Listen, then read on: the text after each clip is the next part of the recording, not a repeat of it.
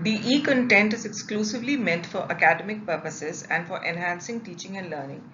Any other use for economic commercial purpose is strictly prohibited. The users of the content shall not distribute, disseminate, or share it with anyone else, and its use is restricted to advancement of individual knowledge. The information provided in this e-content is developed from authentic references to the best of my knowledge. Having understood what linear wave shaping is all about, we continue our study of linear wave shaping. In this presentation, we study the response of a high-pass RC circuit to a pulse and square wave input. We proved that for any periodic input waveform, the average level of the steady-state output signal from a high-pass RC circuit is always zero, independent of the DC level of the input. The response of a high-pass RC network to a pulse input. The pulse may be considered to be a sum of the step voltages plus V whose discontinuity occurs at t equal to 0 and a step voltage minus V whose discontinuity occurs at t equal to Tp. On the right hand side we have shown an ideal pulse of pulse amplitude V and pulse duration Tp. If this pulse is applied to an RC circuit, the response for time less than Tp is the same as that for a step voltage input. The output at t equal to Tp minus is given by Vo equal to V e to the minus t by Rc, and let us call this as Vp. At the end of the pulse, the input falls abruptly by an amount V, and since the capacitor voltage cannot change instantaneously, the output must also drop by V. Hence, at time t equal to Tp plus, V output is equal to Vp minus V. Since Vp is less than V, the output voltage becomes negative and then decays exponentially to 0. For t greater than Tp, V output is given by Vout equal to V e to the minus Tp upon Rc minus 1 e to the minus t minus Tp upon Rc. There is a distortion in the shape of the pulse as a result of passing it through an RC circuit. There appears to be a tilt at the top of the pulse and an undershoot at the end of the pulse. This is an exaggerated, largened diagram of the pulse input and the pulse output. As we can see, there is a tilt at the top of the pulse and an undershoot at the bottom. However, the areas above and below the axis are equal. If these distortions are to be minimized, then the time constant Rc must be very large compared with the pulse width Tp. However, for all values of the ratio Rc upon Tp, there must always be an undershoot, and area below the axis will always be equal to the area above. The equality of areas can be proved by direct integration of the waveform. Because input and output are separated by the blocking capacitor C, the DC or average level of the output signal is 0 for this linear circuit. If the time constant is very large, then Rc upon Tp is very much larger than 1. There is only a slight tilt to the top of the output pulse and an undershoot is very small. We now discuss peaking. However, the negative portion decreases very slowly since its area must be equal to that of the positive portion. If the time constant is very small, that is Rc upon Tp is very much less than 1, the output consists of a positive spike or pip of amplitude V at the beginning of the pulse and a negative spike of the same size at the end of the pulse. The diagrams show the situation for Rc very much larger than 1 and Rc very much less than 1. So the process of converting pulses into pips by means of a circuit of short time constant is called peaking. But real pulses are seldom ideal. The time required to charge or discharge a capacitor is a major factor in determining the shape of the pulse. First, we define the rise time. It is the time required by the pulse to go from 10 to 90% of its maximum value. The delay time is the time required for a pulse to rise to 1/2 of its maximum value. Fall time is the time required for the pulse to drop from maximum to 10% of its maximum value. The right hand side diagram shows the leading edge, the trailing edge of a typical ideal pulse with pulse width Tp and a pulse repetition period as indicated. Below we show an expanded real pulse with the 10% and 90% point and also an E-tilt. Define a quantity associated with real-time pulses known as sag. Sag is equal to V minus Vp, which is given by V1 minus e to the minus t by Rc. Fractional sag is going to be sag upon V, which is 1 minus e to the minus t upon RC. Expanding the right hand side, we get 1 minus open brackets 1 minus t by RC plus t square upon 2 r square c square and so on.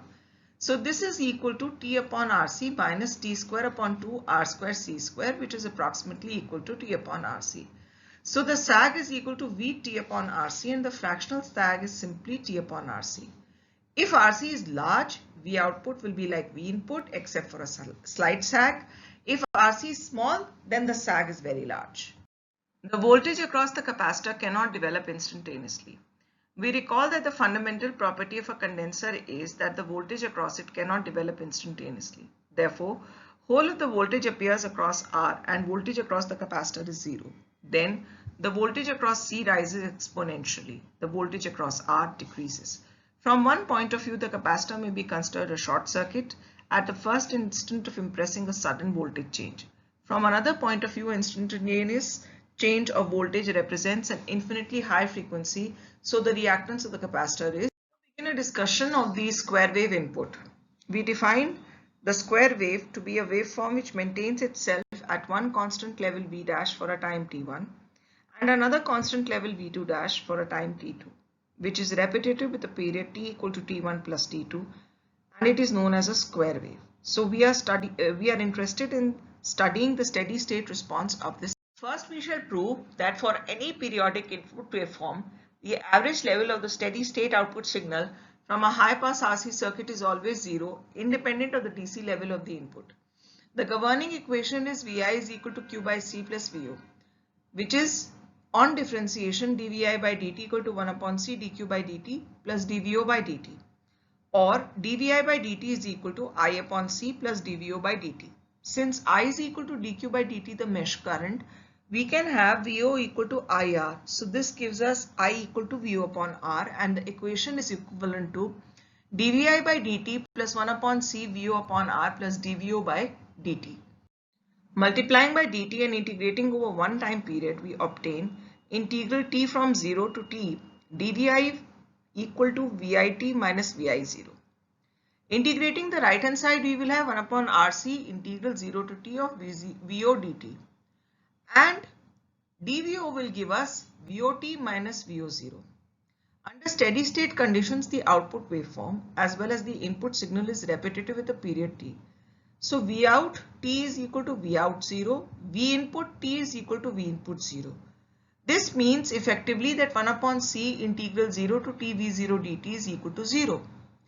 This integral represents the area under the output waveform over one complete cycle, and we have indeed verified that the average level of the steady state output signal is always. We have now established 3 points. Number 1, the average level of the output signal is always 0 independent of the average level of the input. The output must consequently extend in both negative and positive directions with respect to the zero voltage axis. This means the area of the part of the waveform above the zero axis must equal area below the zero axis. When the input changes discontinuously by an amount V, the output changes discontinuously by an equal amount in the same direction. And number 3, during any finite time interval, when the input maintains a constant level, the output decays exponentially. In the limiting case, when Rc upon T1 and Rc upon T2 are both arbitrarily large in comparison with unity, the output waveform will be identical to the input except that the DC component will be lacking. Hence, a square wave whose DC level is different from 0 will appear after transmission with an average value. We now discuss the peaking of a square wave resulting from a time constant small compared with T. So, let us consider Rc upon T1 and Rc upon T2 to be very much less than 1. The output will consist of alternate positive and negative peaks. And in this case, the peak-to-peak amplitude of the output is going to be twice the peak-to-peak amplitude of the input. We now carry out the analysis, the mathematical analysis of a square wave. Now, generally, the response to a square wave must have the appearance as shown. The equations from which we determine the four quantities V1, V1 dash, V2, V2 dash are given by V1 dash is equal to V1 e to the minus T1 upon Rc, V2 dash is equal to V2 e to the minus T2 upon Rc. Also, V1 dash minus V2 is equal to V and V1 minus V2 dash is equal to V. Now to simplify the analysis, we consider a symmetrical square wave. Effectively, we will be linearizing the response of the square wave. A symmetrical square wave is one for which T1 is equal to T2 is equal to T by 2. Because of symmetry, V1 is equal to minus V2 and V1 dash is equal to minus V2. Under this condition, V1 dash is equal to V1 e to the minus T upon 2RC. V2 dash is equal to V2 e to the minus T upon 2RC. V1 dash minus V2 is equal to V, or V1 e to the minus T upon 2RC minus V2 is equal to V. Also, V1 dash is equal to minus V2 dash and minus V2 is equal to V1.